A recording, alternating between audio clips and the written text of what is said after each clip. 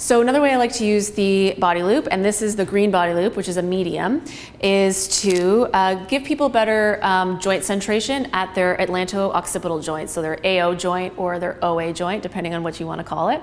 So a lot of the times I see in clients who have had car accidents or head injuries is there's quite a laxity in their neck muscles, which starts to affect the joint centration of their Atlanto-occipital joint. So that's where your skull meets your first vertebrae.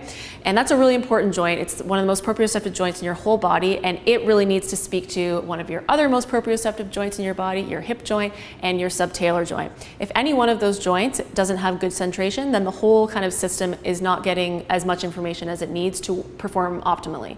So how we use the body loop, we'll undo it. And I will place the body loop over the top of the client's head along their parietal bones. And I'm kind of looking for the body loop to be over top of their ears. I don't want it to be too far forward, and I don't want it to be too far back. I want to think about where is that Atlanto-occipital joint and how can I give it compression to get the feedback into the area. So once I feel like I've got it in a good place and the client, usually their chin will kind of be parallel to the floor, eyes on the horizon, I'll get them to hold onto the strap and they're doing all the work. I'm not doing this to them, so it's at their own comfort level. I'll get them to pull down gently.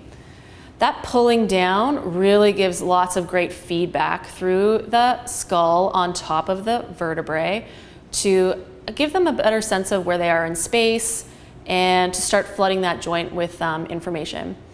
Sometimes just doing this is quite a lot of information for people, and I'll see, their eyes start to dart back and forth, or all of a sudden they'll start to feel sensations in the rest of their body, and that might be enough to start with.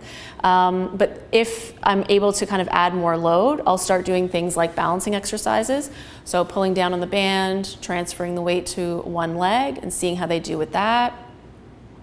Transferring the weight to the other leg, seeing how they do with that. And then I'll add other tasks as they're pulling down through here.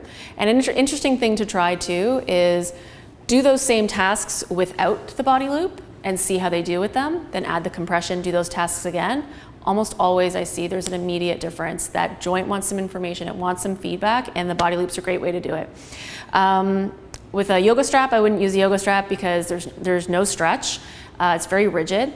And then with a TheraBand, I wouldn't use a TheraBand because it's almost always sliding off of someone's head. Our hair is quite slippery, whereas I find the body loop gives me enough, it's wide enough, and it gives me enough surface area that I can actually pull down without having to worry about it sliding off. And it gives consistent compression too. Sometimes if I'm holding onto a TheraBand, maybe I've got it wrapped tighter in one hand than the other, I'm not quite giving the same amount of information on both sides, but I don't really have that problem with the body loop. So it's great for that as well.